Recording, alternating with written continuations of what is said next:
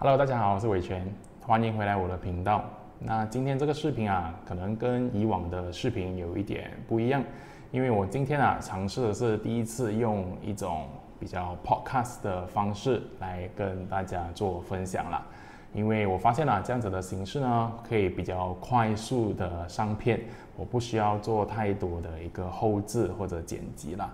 那所以呢，我就希望通过这样子的一个形式啊，你就算不用看到我的样子，也是可以听我的一些分享啦。那这是我的目标。那今天啊，我们就想来聊一聊关于我如何开始进入这个玄学的这个行业或者这个领域啦。那我相信啊，我在之前的一些视频，我是没有透露过我是如何开始的。那当然，如果你是我的一些八字课程的学生的话，你们可能有听过我的故事。那这里啊，就来跟大家分享一下我是如何开始的。那这个故事啊，其实是从大约5年前开始吧。那个时候啊，我原本呢还是在新加坡的一个打工族。那我本身是马来西亚人嘛，那我在新加坡打工，那时候呢就工作很不错，然后老板也对我很好，那薪水也不差，所以那时候啊生活啊真的是你可以说无忧无虑啦，那过得还蛮舒服的。但是那时候我就心里啊一直有一把声音，就觉得我就这样了吗？OK， 我就一直感觉好像生活少了一点什么。那个时候我的太太也是跟我一样的想法。那我们其实去新加坡的这段日子啊，我们在那边接近10年了，都已经有一个计划，就是说我们过后要回来马来西亚发展。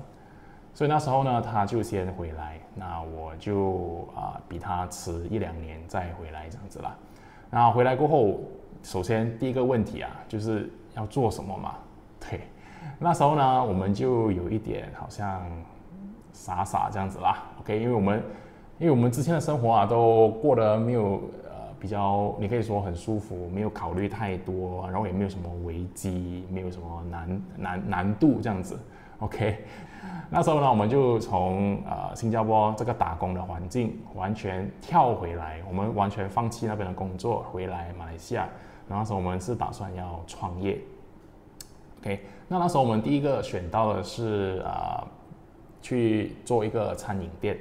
OK， 我们去开一间实体的餐饮店啊。我的背景其实是完全跟这个没有关系的。OK， 所以呢，那时候啊是完全一个新的体验，或者一个新的工作挑战。因为我完全，首先第一个我对创业一点经验都没有，第二我对餐饮业也完全没有经验。OK， 所以在这样子的前提下，大家可以猜想到那个结果是如何吗？OK， 呀、所以呢，结果啊就是以失败收场啦。OK， 那个时候啊，这个的失败啊，真的给了我一个很大的打击。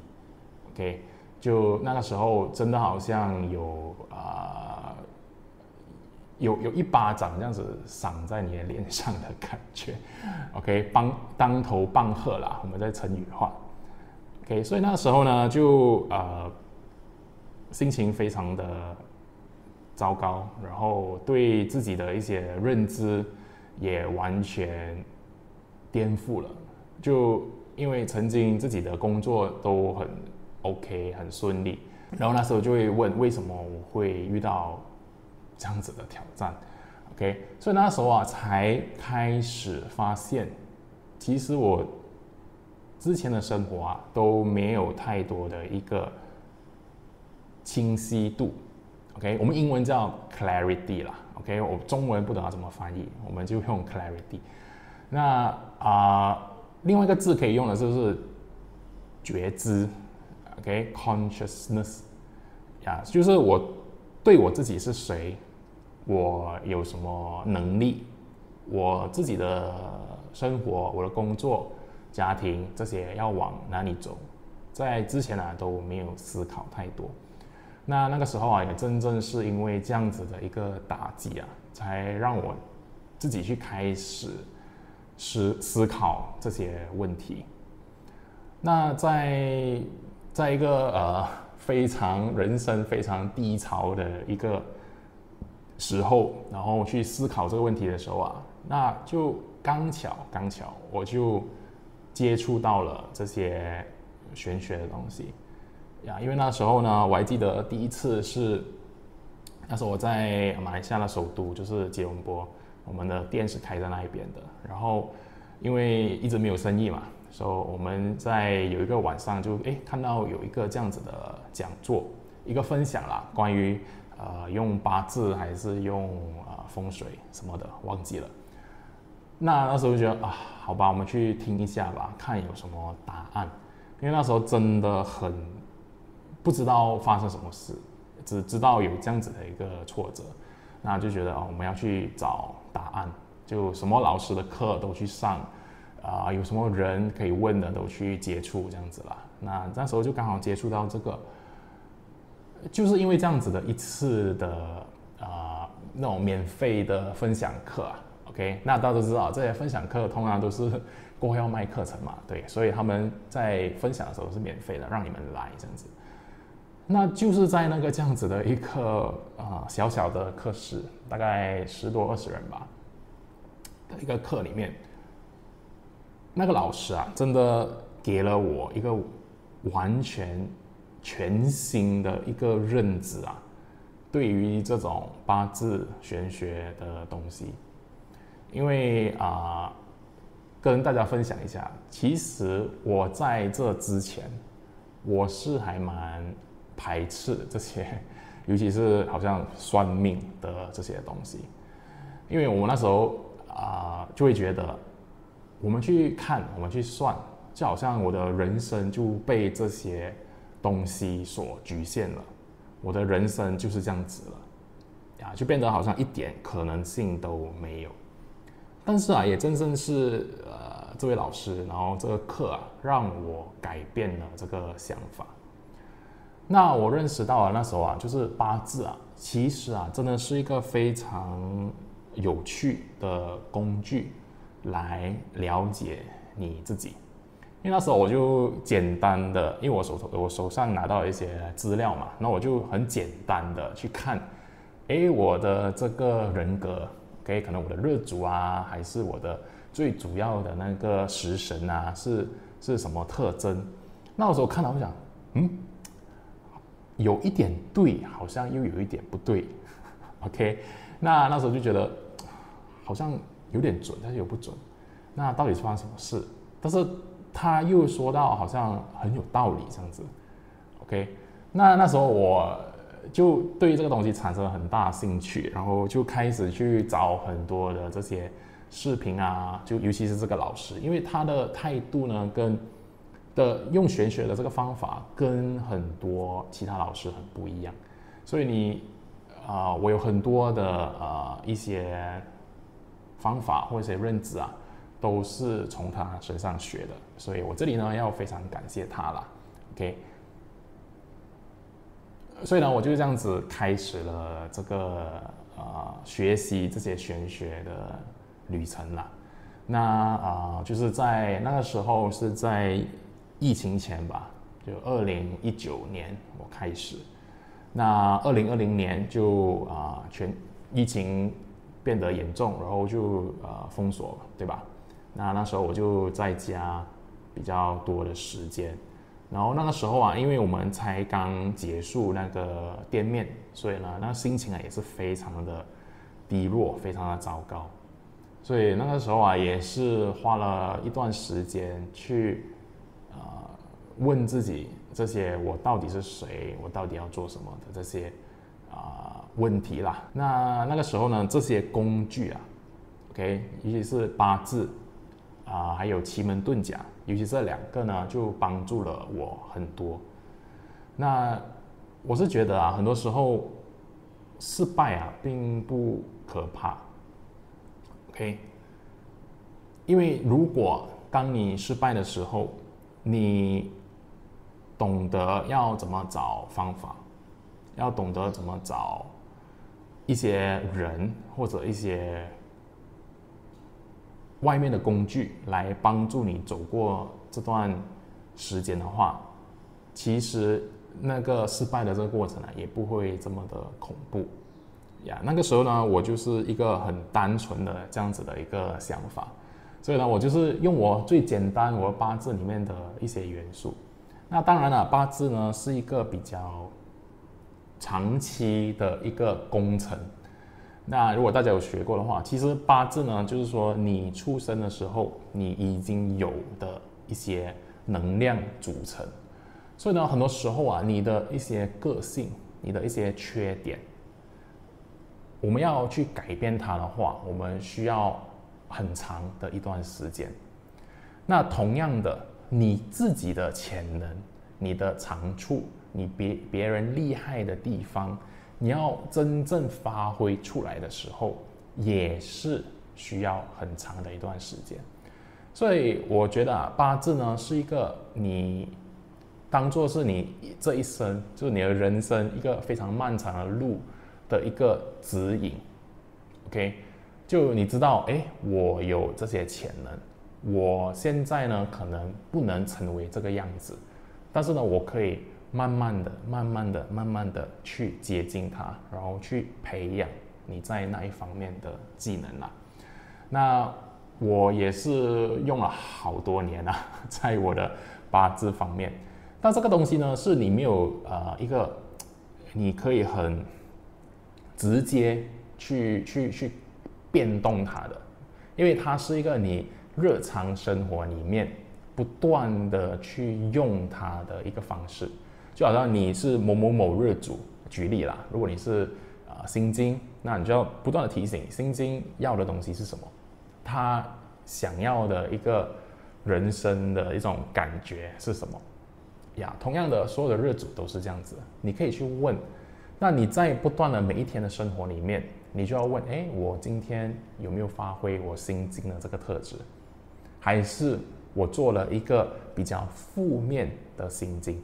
？OK， 我们的所有日主都可以正面或者负面呀，所以我们是尽可能呢，不断的在每一天的生活里面去练习，把自己变成好的那一面。所以这个八字就是一个这样子用的一个方式啦。那所以呢，我也是从这一门学问开始的。我是先从八字，然后过后呢，奇门遁甲。因为当时我在非常低潮的时候，奇门遁甲就是那一刻帮我扭转那个趋势的那个关键呀。因为我刚才说八字是长期的嘛，但是奇门遁甲呢是非常的当下，然后还可以立刻去扭转你的一些能量状态，然后去给到你一个帮助的一个工具。所以呢，我就开始第二个是奇门遁甲。那在学就觉得风水也是非常有趣的一个东西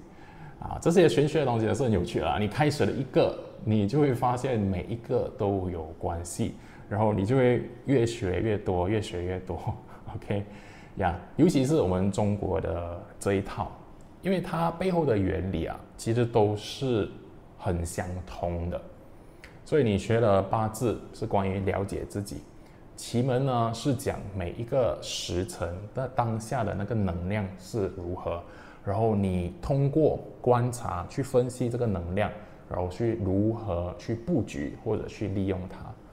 那最后一个风水讲的是环境。环境就是你是否在一个对的地方，是否在一个好的有扶持你的气的地方去做你要做的东西呀。所以当你结合这些的时候，我们就会发现这一套的系统都是息息相关的呀。所以我这些都是这几年来不断的在学习，然后不断的去把这些东西内化，然后真的去改变我人生的一些方法。所以啊，我刚开始学的时候啊，我就觉得我一定要让更多人知道这个东西呀，我一定要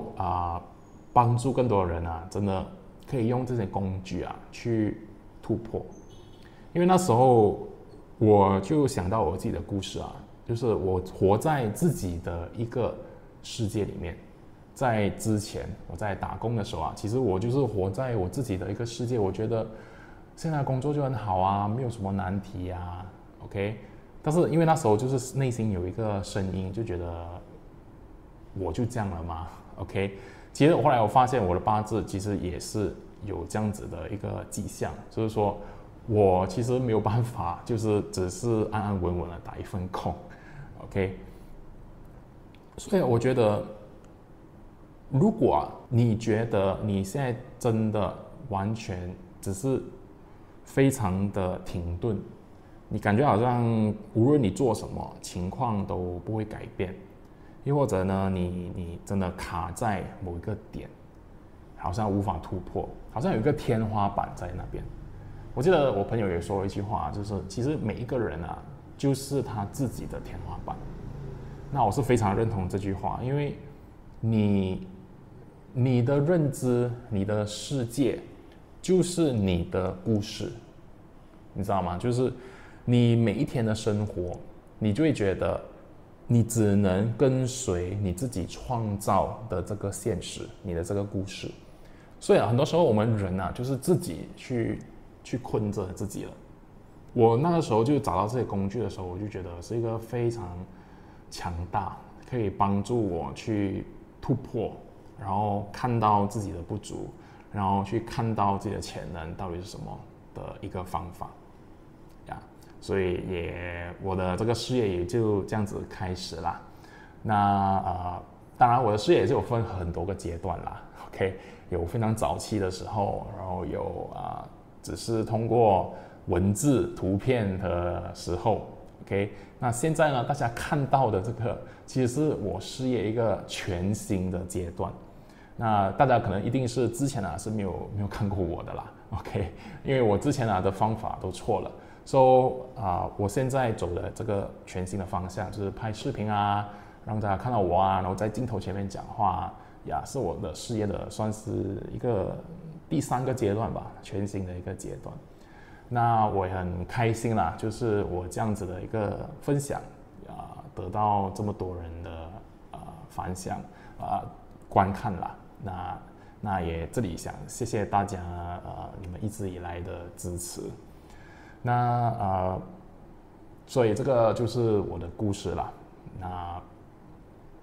那我觉得今天的分享就到这里。如果下次有什么机会的话